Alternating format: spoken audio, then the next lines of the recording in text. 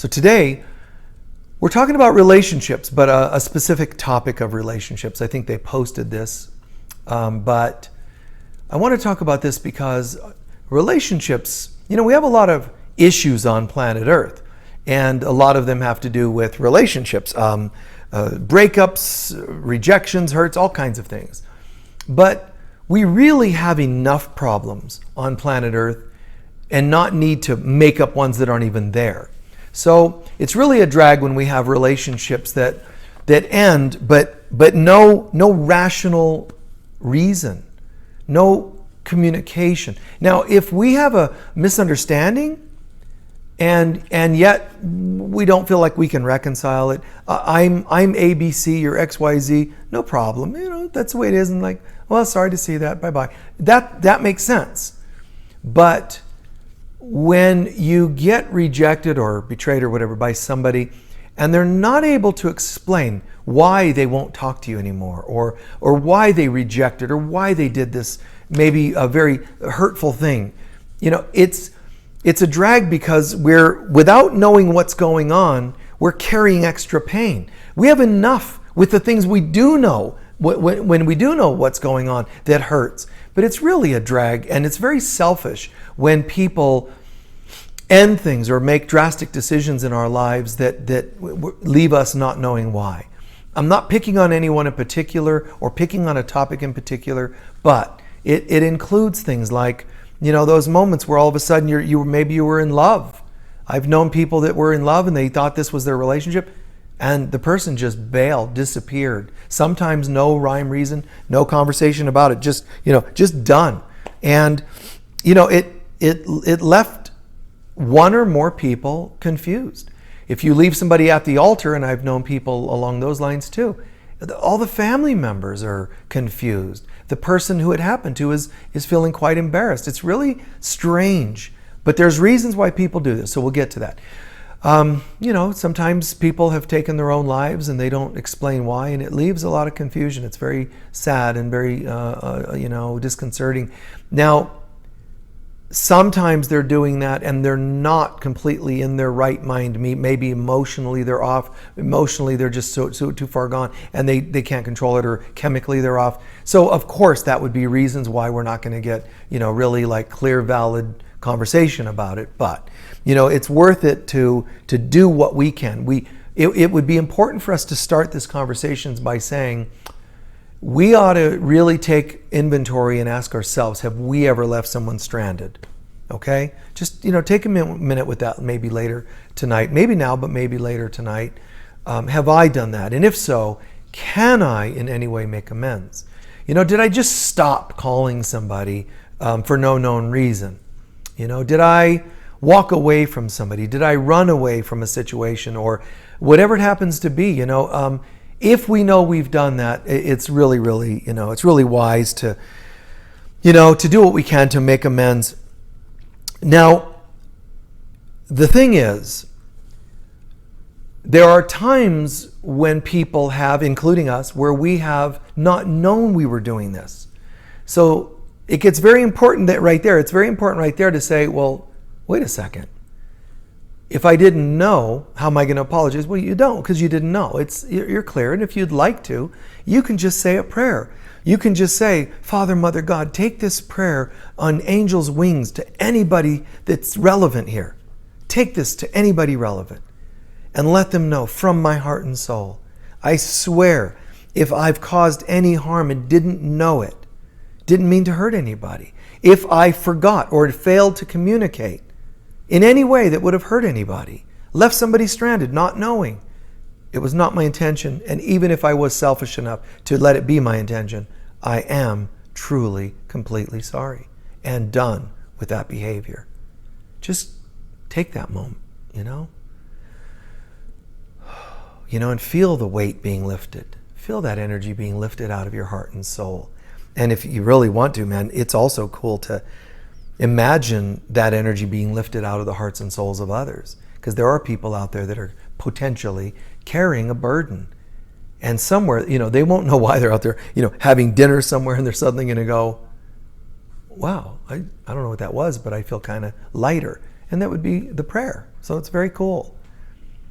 And turning the table the other direction, we have to accept that it's possible that some of the people that we felt stranded by, abandoned by, left with no word, some of them may have not known that it happened.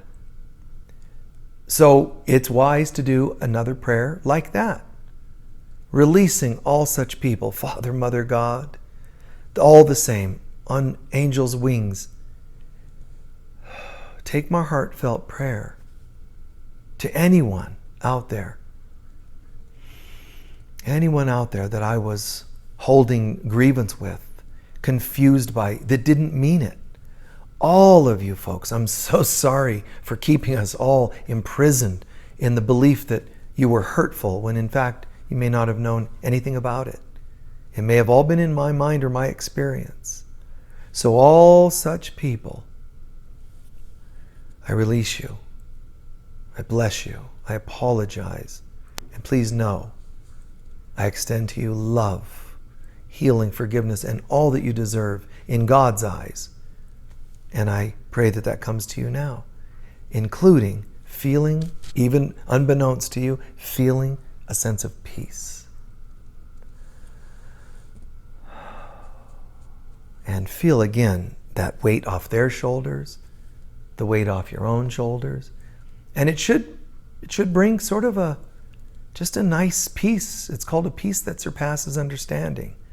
You just feel lighter, I guess, right? And it's kind of nice because I don't need to control how much I'm going to feel good. I'm just really good with it. Just generally, I'm really good with what I just said to them and them to me, and all is well. All right. Now, so there are people, and sometimes it's been us, that seemingly hurt somebody, but it was not our intention. Seemingly, and this specific talk is not about just people that have hurt or been hurt. It's that not knowing why. The old story, guys. There's parents who have had young children go off to war, Vietnam, for example, but off to war, never heard back, never heard what happened to them. So there's an old saying that's as true today as it ever has been. It's the not knowing that hurts the most. So there's nothing wrong with you if you ever felt out of center, off of center because you didn't know. It's kind of normal, and it's a very raw and intense experience to be left not knowing. It's not your fault for feeling bewildered. And before I forget, let me add, a lot of times I've had people come to me and say, gee, Michael, I'm here for a session on the phone or in person. I'm here for a session, and even if they felt like they're past this incident or event, and sometimes they clearly know that they're not, but whatever the case, they come and they say, my partner passed away unexpectedly, or my partner left with another person unexpectedly. We had a house, a couple children, and one day they just said, I'm leaving, or left a note.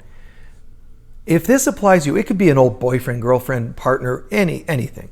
The loss of a loved one unexpectedly. Any of the unexpecteds, here's what we're dealing with. Remember, I never actually was given time to fall out of love with the person.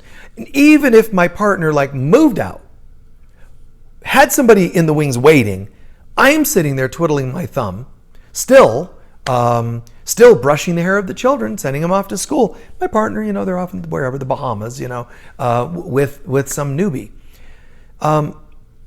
We're angry, we're hurt, this is mind-boggling levels of hurt. If this has happened to you, understand this is not just I was once in a relationship and we kind of grew apart and it kind of ended and it was a bummer, but it happened, it was okay. This is not like that. This is not somebody was ill and we knew, 6 months they were given to live and we got used to the idea. Nope. This is, how do I cope with that? Let's see, 10 minutes ago, I was still in love with the person. Looking forward to them coming home. Had dinner on the table. And instead I got a text. Bye. Fell in love with somebody else. What does the human mind do with that? Do you understand how crazy traumatic that is? I I never adapted. I don't get it. What just happened? Oh, okay, they left. Okay.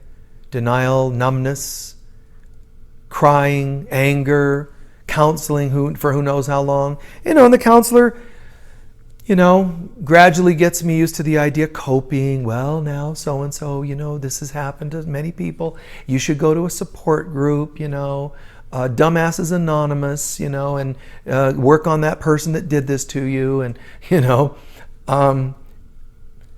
and you'll gradually kind of cope with it and move on. And that's good. But the healing process is prolonged because nobody has explained what's actually happened. I don't mean the details of them leaving. I mean that spiritually, psychologically, viscerally, something just happened. And I was never given time to adapt. So as far as I'm concerned, I'm sitting here talking to you. It's noon. It's warm. The sun is out. I'm sitting outside doing a talk, let's say. All of a sudden, in one split second, it's midnight and it's snowing. It's like, that is called surreal. Your clothing hasn't been adapted. Your mind hasn't been adapted. It's like that. It's a surreal experience. And I know I'm going on about this part, but I'm trying to emphasize, this weighs very heavy on the soul. And if you die with that thing not known, a lot of times that becomes a scar in the soul that you'll have to come back, a wound in the soul that you'll have to come back and deal with. Because it's not been brought to completion. It's as simple as that. Now, there are ways to help bring it to completion. You're a master. You can do anything. But I don't have completion. I don't know if my child is dead or alive. I don't know why my partner left. I don't know. They might be coming back. Should I keep dusting? Because they could be coming back any minute. Yeah. Like, one of those, what is it? The crazy Carol Burnett character. Are my fans waiting?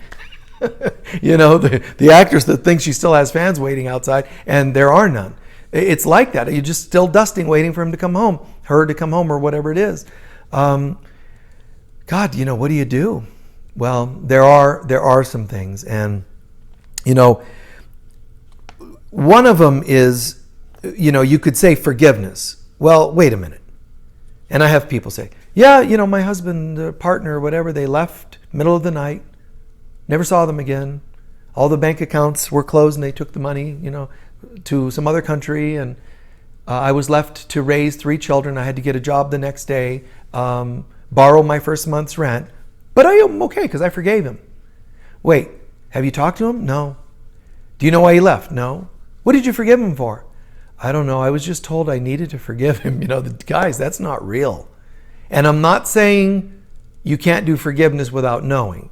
I'll get to that. I'm saying it's more difficult because your mind technically wants an answer. Your mind isn't just going, no, we're good. No, it isn't. The mind that's going to forgive wants to know what it's forgiving for. And some of that's being the control freak. I need to know so that I can decide if I'm going to forgive. Now, that's not healthy. But there are some healthy ways to say, okay. And some of them include, okay, first of all, if this person did this, it could be that there were cues. Maybe they told me 10 times and I didn't listen. If we don't change, maybe I'm a full-blown addict of some kind and they left because they had no other recourse. Maybe they told me 10 times and I didn't listen. So I need to look at whether I missed a cue here. That's for starters. Then, all right, so maybe they didn't tell me, but I knew anyway. And this is important because sometimes we knew something was over. We didn't own that it was over. We didn't proceed as though it was over. And the other person, wait for it, made the first move. So you're mad because they broke up first. It's one of those. No, I broke up with you. No, I broke up with you. It's one of those ego-based competitive things. So I would also stop and check in and just say, wait a second. Let me look at this, Did I know it was already over? Guys, most of us know that we're done with a job before we're ever fired. We know we're done. We just don't want to get another job. We don't want to own that it's happening. We don't want the embarrassment or whatever you think is associated. These things happen like that. We're participating and not wanting to own that we're participating. So, and it's very important, just to own that I'm not aware of why this happened. I'm not knowing why they left, and I'm saying to you, wait, you probably are aware and aren't wanting to see it or own it. One reason some people do not remember their dreams is because they don't like what the dreams are telling them. Oh, I don't even know what they're telling me. They're all abstract symbols. No. Your subconscious does know what those mean, and you may not like it. Or it could be that something traumatic happened in life that makes you not want to remember the dreams that were happening in the nights when you were hurt in some way. So there's that too. But I'm explaining this next step is, denial on our part. Some various types of denial on our part. And we're still getting to the full-blown, remember, these folks did something that's really mind-boggling. It's very selfish, very hurtful. So when you really think about it, it doesn't take much to imagine that one of the reasons that people don't tell us what they're doing and why is they're cowards. Bam. Sometimes that's it. They're cowards. All of us have had people not, call us back because they were not wanting to let us know that they were maybe done with the relationship. They didn't want to hurt us. They didn't want to get us mad. They didn't want to be responsible and just talk about it. It could be that they're trying to be sensitive. It could be that they're being insensitive. But it does happen. So a lot of times, man, it's just it's just cowardice.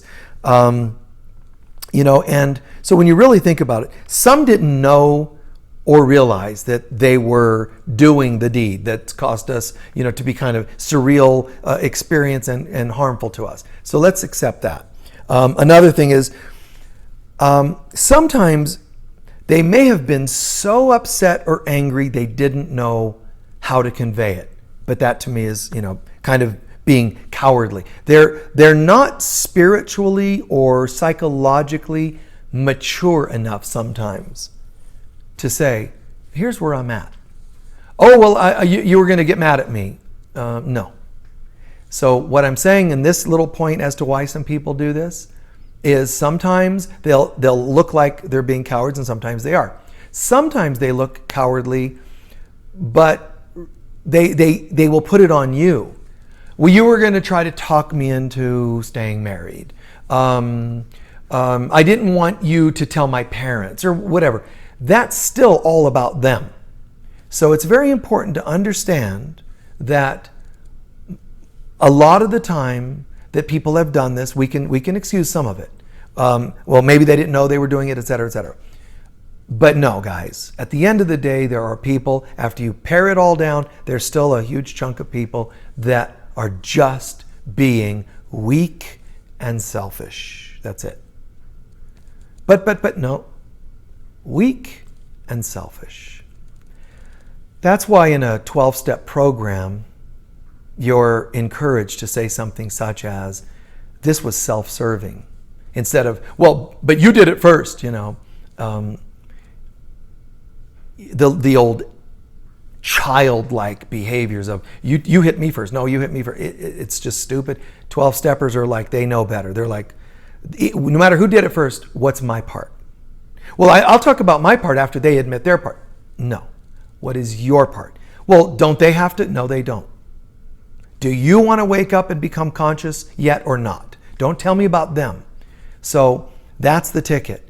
We have to decide, no matter who did this and why, do I want to wake up? Do I want to be different? Or do I want this to affect me forever? Now, we talked about coward, and some of you are going, yes, that's it. I knew it. Or you already knew it. Yeah, those cowards, they won't speak up. Okay, that's fine. Now we have to turn the tables on us here. So remember, not everybody that's done something like this victimized these wonderfully holy people. Remember, sometimes there were cues and we pushed them away when they tried overtly to tell us. Sometimes there were lots of covert or subconscious messages, and we push those aside, which means we're sort of deserving a bit of a wake-up call. And there's times we've done this, so sometimes this is karmic stuff that comes back. I don't want you guys to go, oh God, I knew it.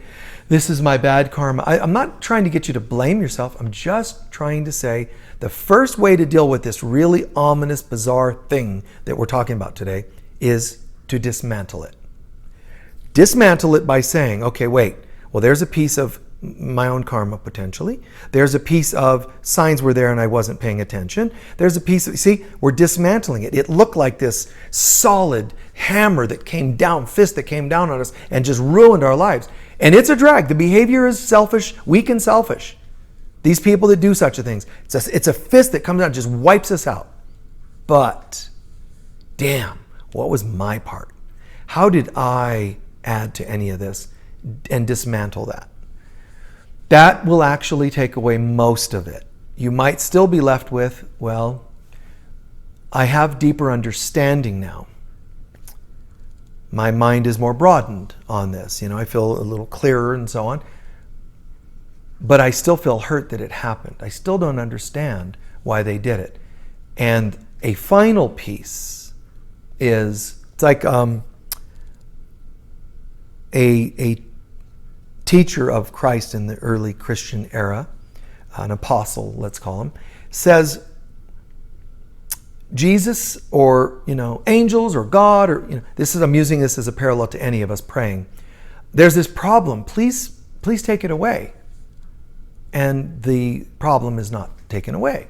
He's got this painful wound. Take this away. Second time, third time.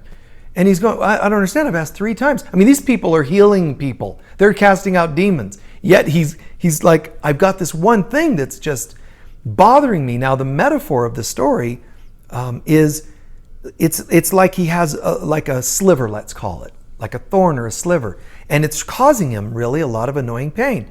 That, in metaphor, is this example of this, where somebody has done this. It's just that little irritating, you get a sliver and every time a piece of glass, every time you rub over it, ow, and you can't even see the dang thing, but it hurts. And it's like that. So in this story, we can learn that he says, okay, look, I'm going to grab hold of Jesus, pull him down here, sit him in a chair, interview him and say, what is up with this? I do a lot of great work for you. I got a sliver. It's annoying. It's hurtful. Get it out. And Jesus responds with, being in my grace is all you need. Let that be enough. And it's like, you want to respond with, are you kidding me? Like, I mean, you're a cool dude and everything, but this hurts. And there is an important point to this, which is more important than you getting what you want, more important than you getting thorns out of your side, such as aches about an ex. More important than all of you getting what you want out of this, revenge included, more important is, are you feeling peace? Well, I will as soon as you get me some justice on this. That's where you're messed up. And then you learn, oh my God, did I just say that? That revenge comes first instead of peace of mind? Or even if you say, well, it's not revenge, even if it's, I just want to know why it happened, it's still, I want. See, you hear that tone of the little tantrum. I want. That's, I want what I want. Here's how I want it, because I need to know. And you are, spiritually speaking, we are all on a need to know basis. And when we surrender to Christ or to God and the Holy Spirit, the Divine Mother, when we surrender to any of these aspects of God, we are then tutored. We are being taught. All right, today, my sweetheart, beloved child in whom I am well pleased, I notice that there's a part of you that gets hung up on not always knowing why things happen. So I'm going to sign you up for a special class this semester, and the class is going to be on you not getting to know everything you want to know. See? It's like when you go through cycles, Saturn returns, Mercury retrogrades, whatever it happens to be, astrologically or psychologically. When we go through these things, a lot of times, man, we're like, oh my God, what is going on? I was, talking to people just lately saying, God, Michael, what's happening? I mean, things are really stuck. Like when you're in a rut, like stuck, like nothing's working. I made an investment, I haven't heard back. I have to go to a doctor, but they didn't call me back to make an appointment. I'm trying this isn't working. So something's wrong in my house, the plumbing, and they can't find the problem, electrical or whatever. It's like, God, that's so frustrating. When you go through that, you change what you can and you accept what you can't. Remember that. And accept what you can't means first that you change what you can. I know that in the 12-step program they reverse those lines, but they got it wrong. You first change what you can. You don't say, well, first accept what you can't change and then change. That's like saying first give up and then try to make some changes. That doesn't make sense to me. You change what you can. You step up and you kick butt. You dismantle things. You get some inspiration. You call on God's power. You do everything you can. God worked for 6 days and then rests on the 7th day, metaphorically. Okay? That in itself is a great parable for us. You do your stuff for days. Then you accept what you can't. Whether that is, man, I've done every diet and I can't lose any weight, accept what you can't change. First, love yourself. Love your body. We forgot to do that, so let's do that. Love myself as I am. I did all these things that didn't work. Oh, let me chill and see if I missed something. New inspirations can come when I rest on the 7th day. Be still, relax and see what comes. Or it's, trying to work with a certain employee and they just don't seem to get it. You don't have to guilt yourself if you have to let them go, but did I do what I can? Did I change what I could and then accept what I can't? And the same goes with a partnership. If you say, well, but I have a partner and we really love each other and oh my God, we have kids and a house and we've been together for so long and our parents love us and all these reasons, but some major problem that isn't getting better. Have you changed what you could? We did everything. We tried everything. Whether we wanted to make changes or we didn't, we tried it all. And it's not working. No, it's not working. It sounds to me like we have to accept it. That either A, we're going to accept that this is how we are.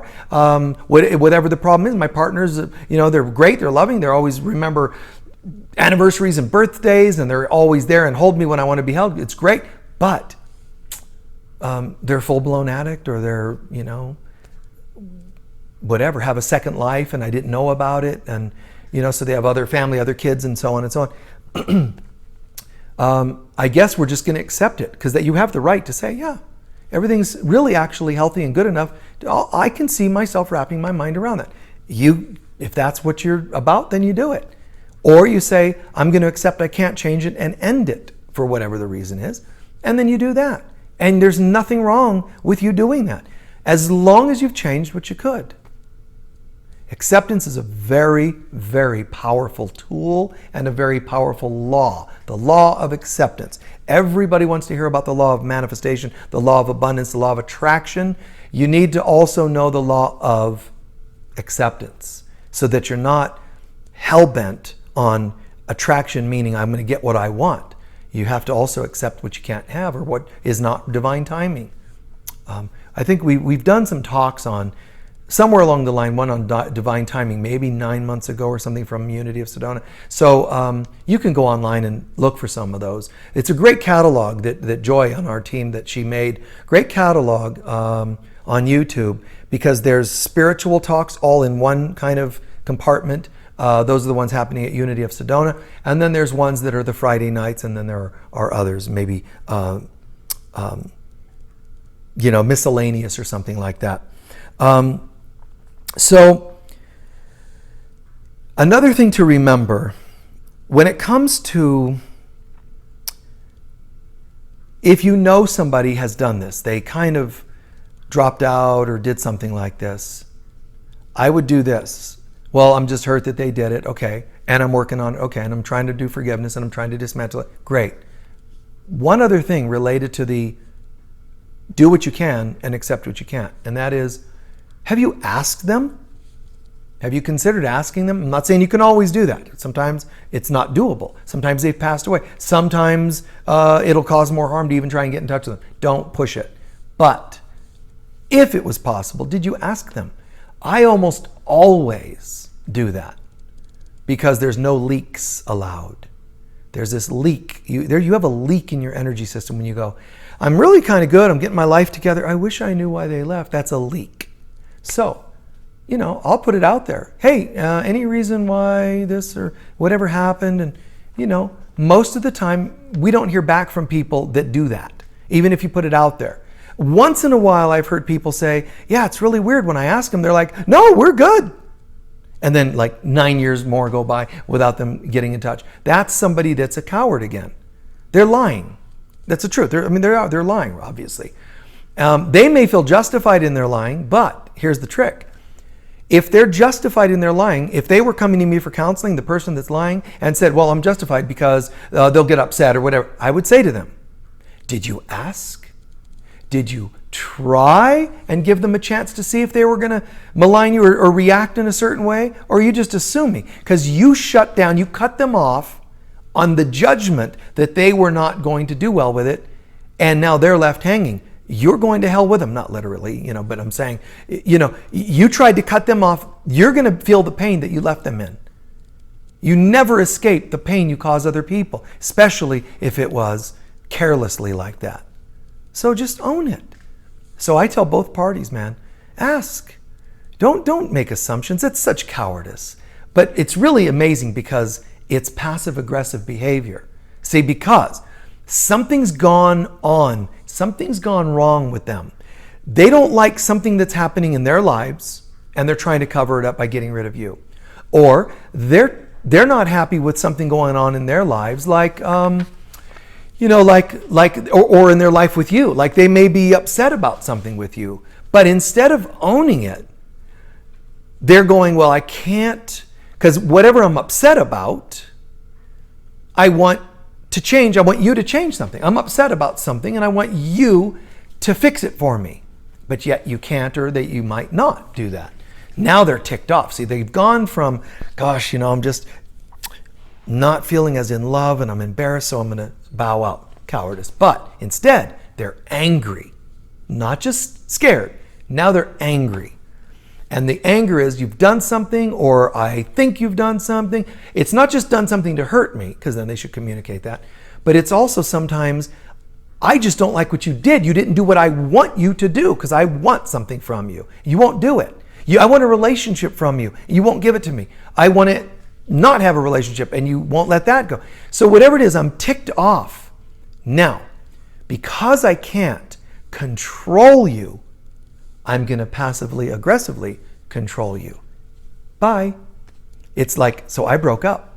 See, it's a little adolescent level of consciousness. It's not at all spiritually mature nor psychologically mature. That's a fact.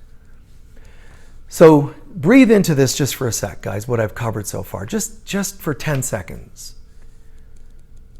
Breathe into this and just see if anything's gotten dismantled yet. And again, you can watch this later and let it happen more deeply. But are there any ahas or releases of, okay, God, I never thought of that, and you're right, boom, it can go. Not the final parts that I'm talking about, which are the ones that are left still undone. I'm talking about the ones that do make sense, you can dismantle, only changing what you can for now. Take an inventory. Just give that 10 seconds.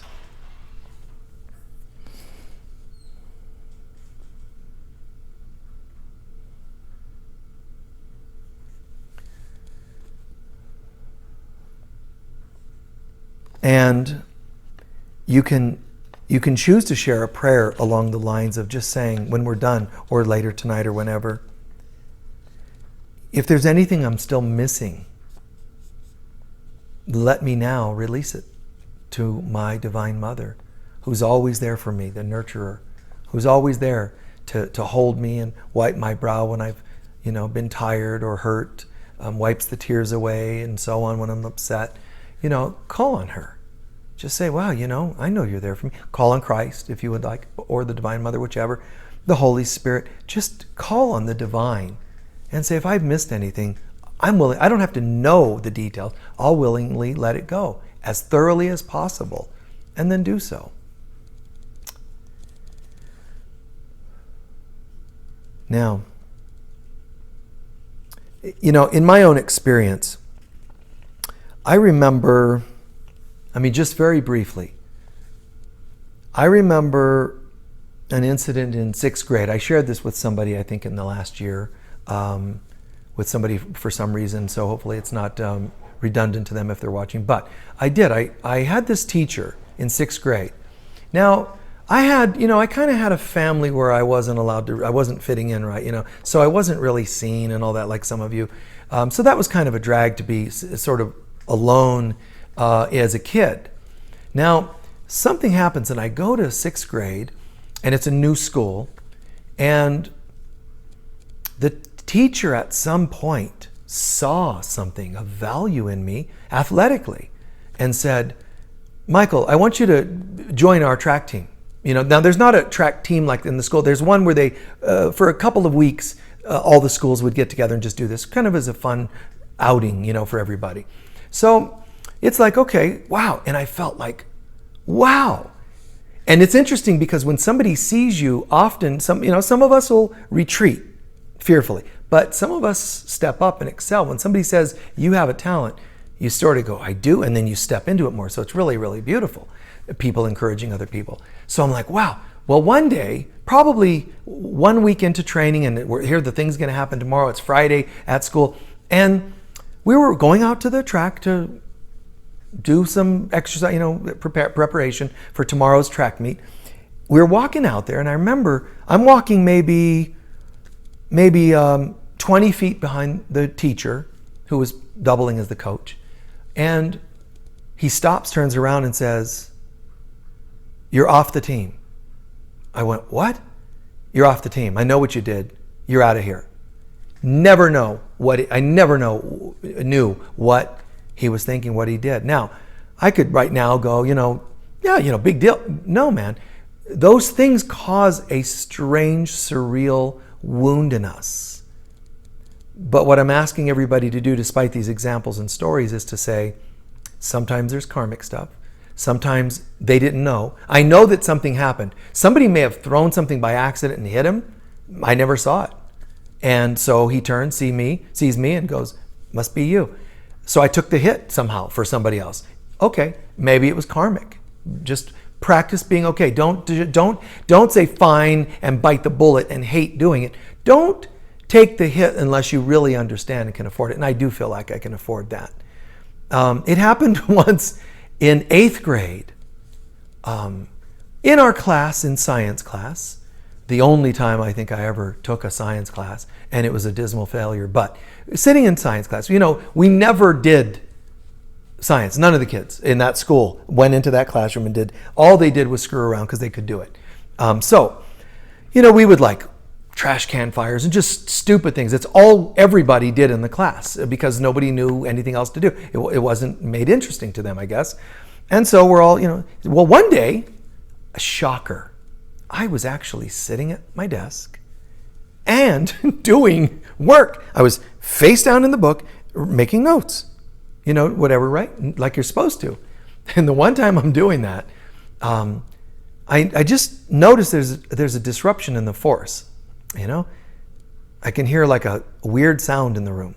So I'm like looking around, and the teacher's standing over me, big guy, tall. He even wore a white lab coat, bald guy, glasses, and he looks down at me, and I said, "What?" And he says, "I'm getting fed up with somebody, and his name is Michael." I went, "What did I do?" Swear to God, what did I do? In fraction of a second, his hand whap right across my face. And all I remember is stars, like they say you see. Well, you actually see it. Boom! And I remember in slow motion hearing, ooh, like the whole room went, a moment of shock. And I was just, what just happened? And I never knew.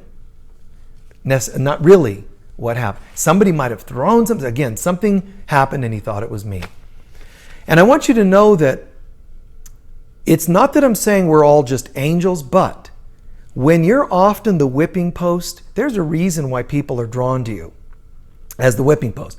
Generally, it's you've been that for lifetimes and they still sense it in you and they love playing that on you again. Oh, look, them again. Like bullies. That does happen, and if that fits for you, okay, now you need to know that and own that and say, and I get it and I'm done. You get to retire the bullies. You don't wait for them to retire and get tired of beating on you, whether it's emotionally, verbally. You can just go, wait, guess what? I just woke up. You're all retired. You're all fired. You can do that. The other reason it can happen is whether it's molestings, rapes, beatings, cruelties, is because they see light in you. Neither is better than another, guys. If it's happening to us, we can still turn it around. That's all that matters. It doesn't matter if, God, I'm one of those old whipping posts and that person's an angel embodied and they're beating them up for their light. They're beating me up because I've always been rags, in the dark ages or whatever. Guys, don't get all weird and comparative like that. If it happens, it's still not good. So we wake up and go, I get it. And even if I was the rags story in the dark ages and you're beating on me because you always did, I'm allowed to say, no mas. This is done. And it's okay for me to say that. And then I rise to the same level of consciousness as the saint that was getting picked on. So as I'm coming to a close, these kinds of things, they're people being weak. They're being selfish. Family takes their stuff out on us because they don't get it. And all we need to do is sit still for a moment and think about it and realize this isn't happening all the time. It isn't happening to me. It's almost from me, with me, for me. I'm not just trying to give you a positive perspective. I'm legitimately saying there may be reasons here I don't understand, but I know that there's still a rhyme and reason to it. I just get to say no more. Even if I don't get to know the reasons, like Christ said, being in my grace is enough, even without you knowing the details. Edgar Casey was jailed. I mentioned this recently. He was jailed for his work, and he was so heartbroken. I mean, this was like a nervous wreck kind of guy, and old times traditional conservative guy, and he's behind bars. I mean, he never saw that coming. He was trying to help people with readings for their health and all that. He's behind bars. And his son shows up, Hugh Lynn. Dad, can I get a picture of you? Like he's thinking, this is so cool. And Casey was like, this is no joking matter. The dude was going through the dark night of the soul. He was heartbroken. Why does this world do things the way it does sometimes? It's not always going to be tangible and recognizable because people act insanely. And Jesus even says in A Course in Miracles, when people do these things, it's not really a mystery. They're doing it because they're insane. Now, is that enough of an answer? Can you retire all the hurt now that you know? No, I really want to know, why did they do that? Why did they leave me? Why did they dump me? Friendships. God, there are friends that everybody has had that just disappear. Why? Sometimes because they're hitting on your partner. Sometimes because they're jealous of you. Sometimes because they're cowards. All these different reasons I gave earlier. Now you go to Jesus and say, good to see you, Jesus. I'd like to ask 3 wishes. And Jesus says, granted. And you do 1 wish and you do 3rd wish. My final wish. I want to know why. Let's all pretend for a moment we had that wish.